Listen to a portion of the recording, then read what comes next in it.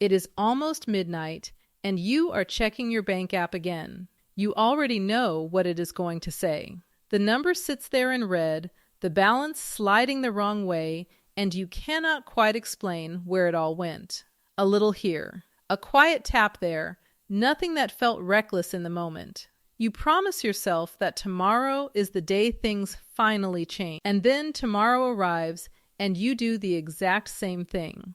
At least, that is the story you keep telling yourself. The real reason has almost nothing to do with willpower, and once you see it, you cannot unsee it. Overspending is not a character flaw.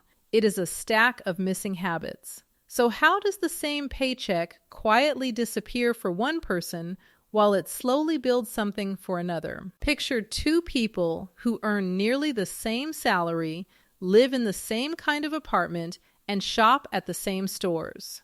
One of them is always a little behind, always bracing before payday, always surprised by the balance. The other one barely thinks about money at all, and somehow has a cushion growing in the background. Neither one is gambling. Neither one inherited a secret. The difference is a handful of small, almost invisible behaviors that work like brakes on a car. The person who keeps their money installed those brakes so long ago that they no longer notice them. The person who never gets ahead simply never installed them, so every impulse rolls straight through.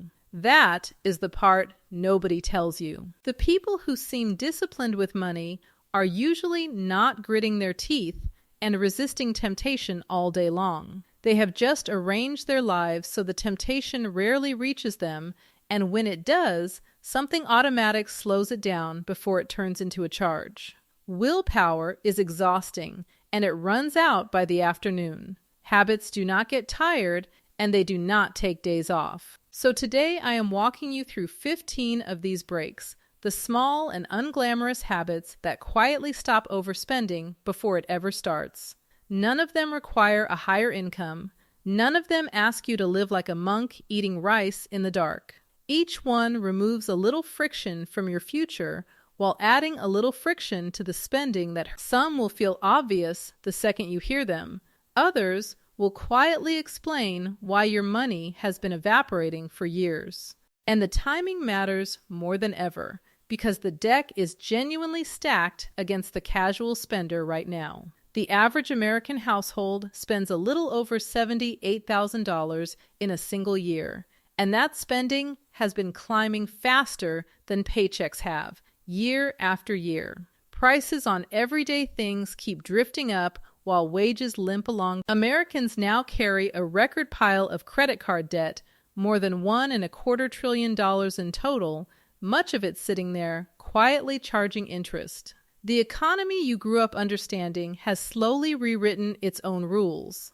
Convenience fees stack on top of convenience fees. Subscriptions multiply in the back. Every checkout screen is now a tiny machine built to get one more yes out of you. In an environment like this one, willpower alone is a losing strategy. You need habits that work even on the days you are too tired to fight. So let us start with the one that does the most work while asking the very least of you. Number 1, put a pause between wanting and buying. The fastest way to stop overspending is to stop buying things at the exact moment the urge hits.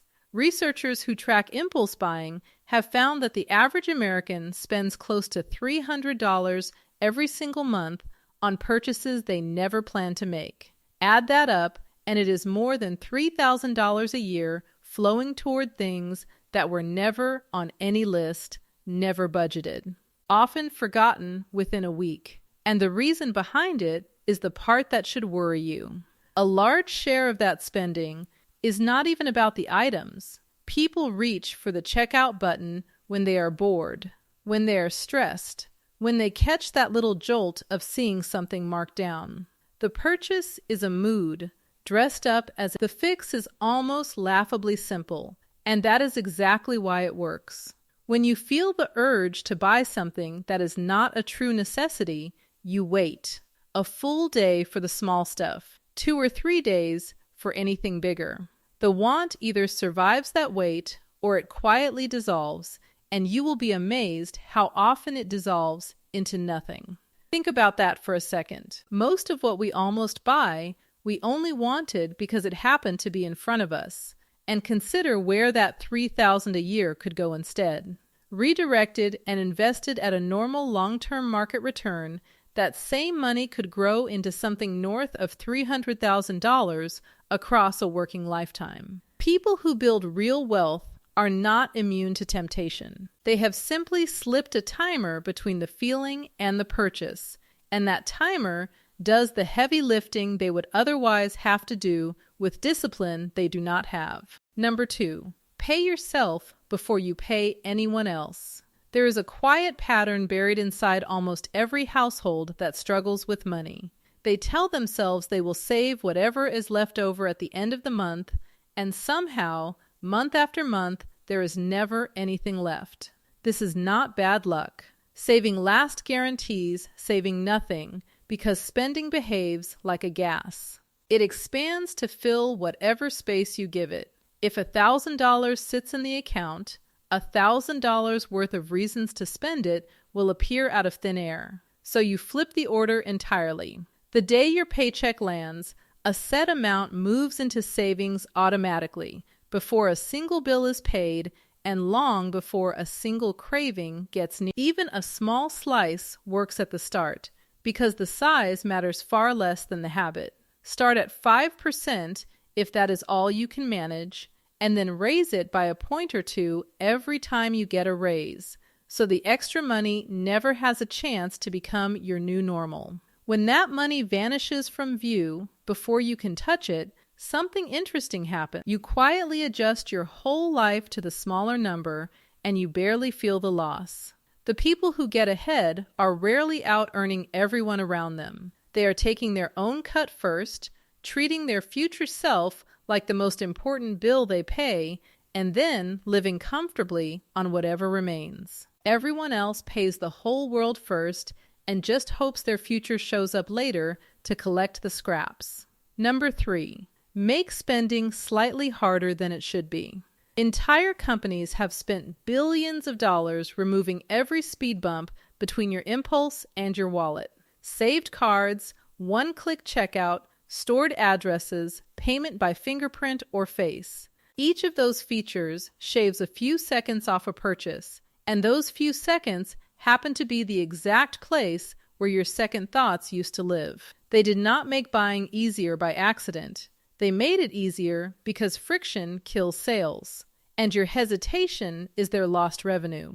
So, you put the friction back where it belongs. Delete your card details out of your browser and out of the apps you shop on most. Log yourself out of the stores that tempt you so signing back in becomes its own small obstacle. Move the shopping apps off your home screen and bury them in a folder where you have to go looking. If buying something in a weak moment means digging a physical card out of a drawer and typing 16 digits by hand, a good chunk of your impulse purchases will quietly die somewhere around the 8th digit. That little inconvenience is not a punishment you are inflicting on yourself. It is a gift you are handing to the version of you who wakes up tomorrow, opens the app, and gets to feel relief instead of regret. Number 4, know the real total of your subscriptions. There is a number here that genuinely rattles people when they hear it. When researchers asked Americans to guess how much they spend on subscriptions each month, the typical off-the-top-of-the-head answer was around $86. Then, those same people were walked through their accounts line by line, every streaming service, every app, every membership, and the real number came out closer to $219. That is not a typo. Almost 9 out of 10 of us underestimate the total, and more than 4 in 10 are paying for at least one subscription they no longer use at all. A big chunk of that comes from free trials nobody remembered to cancel, quietly converting into charges in the background. The gap works out to well over $100 a month, slipping out of accounts in amounts so small that no single charge ever feels worth the effort of canceling. That is the whole trick. $9.99 never feels like a real decision. 12 subscriptions at $9.99 is a car payment you forgot you signed up for. The habit that stops the bleed is a plain monthly audit. Once a month, you sit down with your statement and you hunt for every recurring charge, including the ones hiding under company names you do not even recognize. A helpful move is to multiply each one by 12 so that little $9.99 reveals itself as $120 a year. Anything you have not genuinely used in the last few weeks gets canceled right then, while you are staring at it, before you can talk yourself into keeping it just in case. 5 uncomfortable minutes can buy back more than $1,000 over a year, and most of it you will never miss. Simone sat down one evening expecting to find maybe 2 or 3 forgotten charges. She found 9: a music service she had replaced, a fitness app from a new year she barely remembered, 2 streaming platforms she had not opened in months, and a cloud storage plan at a tier she never needed. Canceling the ones she had stopped using freed up almost $90 a month, and she had been quietly paying for all of it while telling herself she was careful with money. Number 5. Treat split payments like the debt they actually are. There is a checkout option now that quietly rewires the way your brain processes a price. Instead of seeing one number you would have to reckon with, you are shown 4 small ones spread out over a few weeks, and suddenly a purchase you could never have justified in full feels almost painless. The catch is buried deep in human nature, and the data on it is hard to argue with. More than half of the people who use these pay later plans admit the plans push them to spend more than they otherwise would have. Around 6 in 10 say they have used one to buy something they flat out could not afford, and the typical user is now carrying close to $2,000 spread across these little installments, often on more than one app at the same time. 1 in 4 end up regretting it once the real total finally sinks in. And these plans are not always free. Miss a payment, which a rising share of users now do, and the late fees and penalties stack on top of a purchase you already could not afford.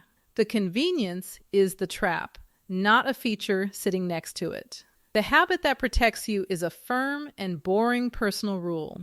If you cannot buy it in a single payment today, you cannot afford it yet. Full stop. Splitting a price into 4 equal pieces does not make the thing 1 cent cheaper. It only arranges for the regret to arrive in installments long after the excitement has worn off and the box is already shoved in the closet. Number 6. Cut the trigger before it ever gets the chance to fire. Most overspending does not begin with a decision. It begins with a notification. A flash sale email landing at the perfect lonely hour. A push alert dressed up as a favor. An advertisement that seems to know exactly what you have been thinking about, because, in a sense, it does. Study after study of online shopping keeps landing on the same uncomfortable finding that a huge portion of unplanned purchases are set off by an advertised discount the buyer was not even looking for in the first place. You were not hunting for it. It came hunting for you, engineered to fire off a tiny hit of dopamine right when your guard was down. And you cannot reliably out-willpower a system that was designed, tested, and refined by professionals whose entire job is to break your willpower. So you stop fighting on their terms and you cut the wire instead. Unsubscribe from the marketing emails, all of them, even the ones that promise you are missing out on something rare.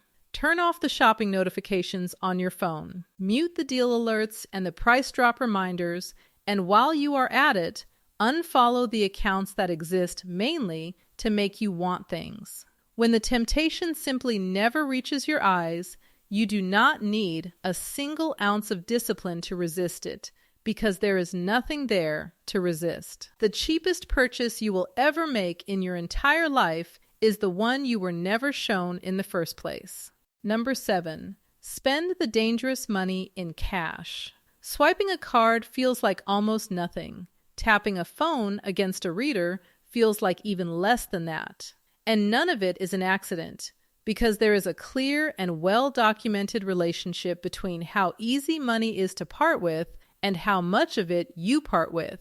When the dollars are abstract, just a number ticking down on a glowing, your brain barely registers the loss at all. There is no sting, no friction, no moment of hesitation to slow your hand.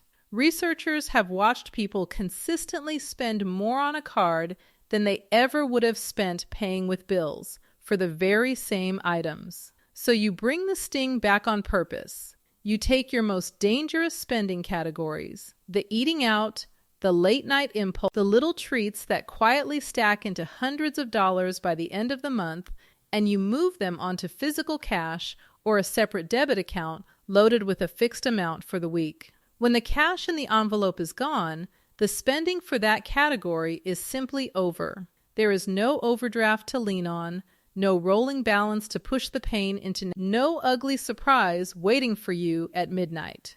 Devin tried this with food and going out, pulling $200 in cash every Monday and refusing to touch the card for either one. The first week felt strange, almost restrictive. By the second month, he was ending most weeks with bills left over, and he had cut his eating out nearly in half without ever once feeling deprived. Simply because seeing the stack shrink made every taco truck run a real decision instead of an invisible one. Watching real bills physically leave your hand brings back a feeling that tapping a screen had completely erased, and that small recovered sense of loss is honestly one of the most reliable breaks you will ever own. Number 8. Price things in hours of your life, not in dollars. A pair of shoes does not really cost $90. It costs whatever slice of your one and only life you had to trade away to earn that $90 after the taxes are taken out. This single reframe changes how purchases feel at a level deeper than any budget ever reaches. Start by figuring out roughly what you actually keep per hour once the government has taken its share. Not the number your job lists on paper, but what truly lands in your pocket. Say that comes out to $20 an hour. Now that $90 pair of shoes is not $90 anymore. It is most of a full half day of your working life gone. A $60 dinner out is 3 hours of your labor handed across a counter. A $400 gadget is most of a week. Run that math a few times and the silly purchases start to feel almost physical, because you are no longer trading abstract dollars. You are trading mornings, afternoons, and evenings you cannot get back. And here's the part people get wrong about this habit. Some of those purchases will still be completely worth it, and that is exactly the point of doing it. The goal was never to stop you from ever spending. It is to force every meaningful dollar to pass through one honest question, which is whether the hours of your actual life it represents were genuinely worth what you got back in return. Half of bad spending quietly dies the moment you start measuring it in time instead of money, because time is the one currency you can never earn back at any price. Number 9, move your emergency fund somewhere boring and just out of reach. Cash sitting in your everyday checking account is cash that is quietly begging to be spent. It is right there, visible every time you open the app, whispering that you have a little extra, that you have earned a little something, that this one purchase will not really hurt anything. The habit that fixes this does 2 useful jobs at once, which is exactly why it sits right here in the middle of the list. First, you move your savings, ideally 3 to 6 months of expenses, out of checking and into a separate high-yield savings account at a bank you do not log into every single day. That distance adds friction. The money is no longer one careless tap away from being gone, and out of sight really does turn into out of mind. Second, and this is the part most people leave sitting on the table, that account quietly pays you while it waits. A solid, high-yield savings account is paying around 4% a year right now. The national average at a traditional brick-and-mortar bank sits at about 1/3 of 1%, And the biggest household name banks in the country very often pay only 0.01% on your savings. Put $10,000 in each one for a year and watch what happens. The high yield account hands you roughly $400 for doing absolutely nothing. The big bank hands you a single dollar. Same money, same safety, same instant access in a real emergency. One of those accounts is awake and working for you while you sleep. The other one is sound asleep itself, and your bank is the one quietly earning on it instead of you. If any of this is landing for you, take a second to subscribe. This is the kind of breakdown I work through every week, the quiet mechanics behind why money stays for some people and disappears for others. Now let us keep going, because the next handful of habits is where the real distance between getting by and getting ahead actually gets built. Number 10, keep a maybe later list instead of a full cart. When something catches your eye and it is clearly not a need, you do two things. You do not buy it, and you also do not pretend you never wanted it, because pretending just makes the want grow louder. Instead, you write it down. A simple running note on your phone, a growing list of everything you almost bought in a weak moment. Then you let it sit there in silence. For small things, give it 2 days. For anything large, give it 30. Most of those wants left alone with no action simply die on the page, and you will look back later genuinely puzzled that you ever felt the pull at all. The few that keep nagging at you even after weeks have passed are the ones that might actually be worth it. And by the time you decide, you have had a real chance to save for them properly instead of charging them in a single flash of weakness. This habit quietly hands the decision back to the calmer, clearer version of you, the one who is not standing in the bright aisle or scrolling alone at 1 a.m. Wanting something badly is not a reason to own it. Still wanting it a full month later, after the dopamine has long since faded, just might be. Reggie started keeping a list like this on his phone and made a quiet game of it, never deleting anything, just letting the entries pile up. After 6 months, he scrolled back through it and counted more than 40 things he had been certain, in the moment, that he needed. He had ended up buying 3. The other 37 wants had simply evaporated on their own, and the money that would have chased them was still sitting in his account. The list does the patient waiting so that you never have to trust your weakest moment to make the call for you. Number 11, never walk into a store or open a website without a target. Wandering into a shop with no plan is a lot like wandering into a casino hoping to leave richer than you walked in. The entire environment has been carefully engineered down to the layout, the lighting, the music, and the small tempting items waiting right at the register to gently separate you from as much of your money as it possibly can. You are not weak for falling for it. It was built by people who study full-time exactly how to make you fall for it. So the habit is to decide what you are buying and roughly what you are willing to spend before you ever step through the door or tap the app open. A written list is a small promise you make to your future self, and it gives you something solid to lean on the moment the impulses start whispering. Take groceries, where the difference is easy to see. Walk in hungry with no list, and you leave with a cart of things you will half eat. Walk in with a list and a number in mind, and you leave with what you came for. When something not on the list tries to leap into the cart, it does not get bought. It goes on to the maybe later list instead, where it has to prove over the coming weeks whether you genuinely want it or whether it was just the bright lighting talking. Shoppers who move through a store with a clear target tend to spend a fraction of what the wanderers spend, and they almost never drag home that one mystery bag of things they cannot quite remember choosing. Number 12, name the feeling before you reach for your wallet. A surprising share of all spending is not really about the item being purchased at all. It is about a feeling that is quietly being managed. Boredom looking for a spark. Stress looking for relief. loneliness looking for a small hit of connection, exhaustion, sadness, even celebration can all send a hand drifting toward the checkout button without any real decision being made at all. Surveys on impulse buying keep surfacing the very same theme again and again, that a large slice of unplanned purchases happen specifically to chase a better mood rather than to fill any genuine need.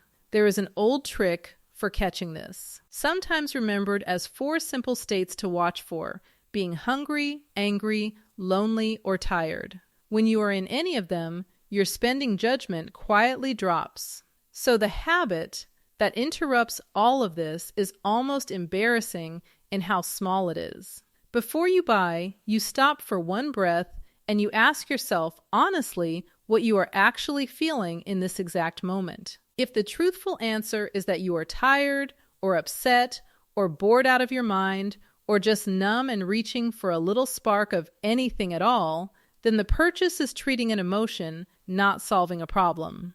And the strange part is that simply naming the emotion, even silently to yourself, tends to loosen its grip far more often than you would ever expect. A genuinely bad day is real, and it deserves care. It is just very rarely solved by a cardboard delivery box landing on your porch 2 days after the feeling has already passed. Number 13. Calculate the cost per use before any big purchase. People love to judge a purchase by the number on its price tag, when the figure that actually matters is the price divided by how many times the thing will realistically get used. A solid winter coat you wear 200 times over 5 years is cheap at almost any sticker price. A specialty gadget you use enthusiastically twice and then abandon in a drawer is wildly expensive, even when you grabbed it on sale. And big purchases almost never arrive alone. They quietly drag an entire ecosystem of extra costs along behind them, costs that nobody mentions in the showroom. A boat needs storage, insurance, fuel, maintenance, and somewhere to park the trailer it rides on.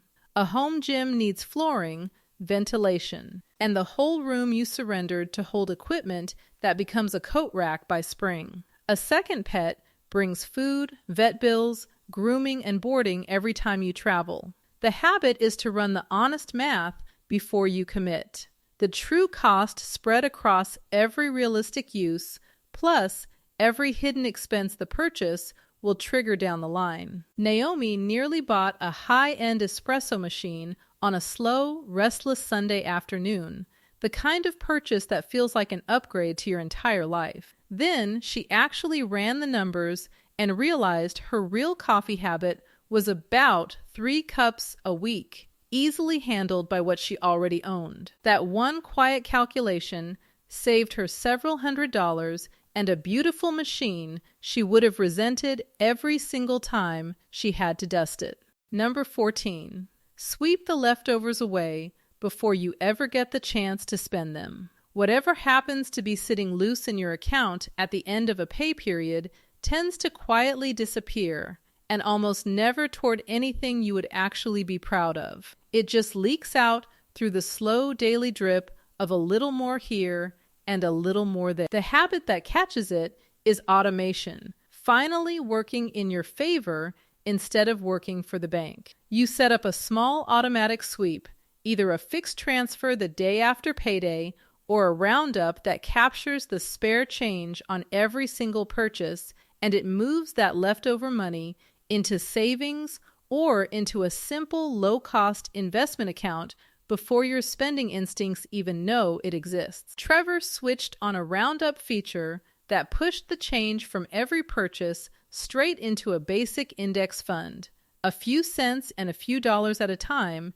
and within a single year, he had quietly set aside a real pile of money he genuinely never felt leave his account. That is the entire secret of it.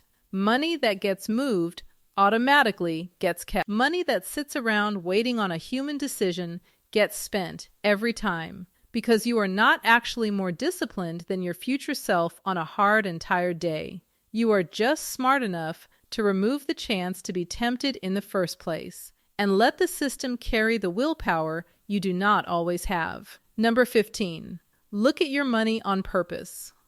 This is the habit that ties all of the others together, and it loops straight back to that midnight feeling we opened with. The dread you feel checking your balance late at night comes from one thing above all else, and that is simply not knowing. It is being ambushed by the consequences of your own life because you have spent days carefully avoiding so you replace the ambush with a routine. Once a week, for about 5 quiet minutes, you sit down and you look at your accounts on purpose, not in a spiral of panic, not at midnight after a rough day with a knot already tightening in your stomach. A calm, scheduled, almost boring glance at what came in, what went out, and what is heading your way next. Check the balance, scan the last week of charges for anything that surprises you, and look at what bills are coming before they hit. Carla started doing exactly this every Sunday morning,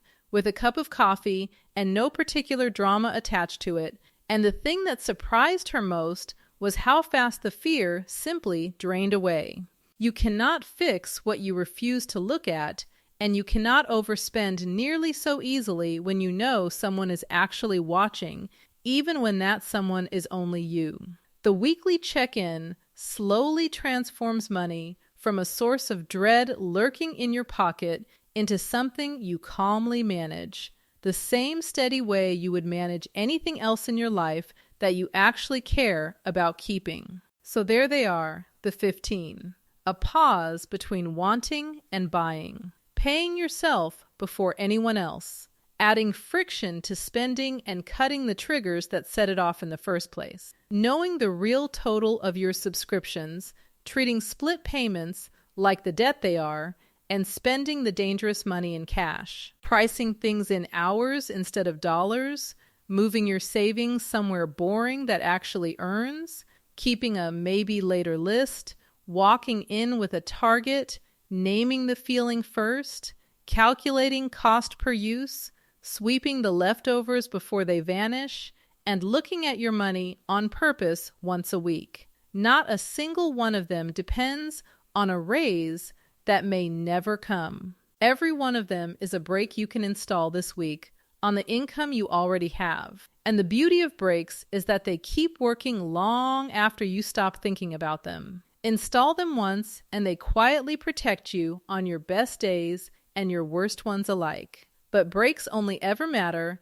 if you understand the machine they are bolted to. You can plug every leak on this entire list and still find yourself slowly sinking if you have never learned how the water flows in the first place. How interest truly works, both when it is quietly working for you and when it is silently working against you. Why Americans now owe a record $1.25 trillion on their credit cards, and why carrying that balance costs them somewhere around 21% a year on every dollar. A rising tide that no amount of careful budgeting can ever outswim on its own. How saving and investing take these small daily habits and let them compound into something that quietly reshapes a life over the span of decades. The 15 habits are the discipline. The understanding sitting underneath them is the foundation. And without that foundation, even the best habits in the world eventually loosen and slip right off. If you have never really been taught how money works at that level, not surface budgeting tips, but the actual machinery turning beneath your whole financial life, then that is the true place to begin. I put together a full breakdown on financial literacy that lays exactly that groundwork, the genuine starting point that makes every habit on this list finally click into place and quietly keeps you from repeating the same expensive mistakes for another 10 years. Build that foundation first. Start where everything else is actually supposed to start. Do that, and these 15 habits will not just work for a single good month. They will hold for the rest of your life.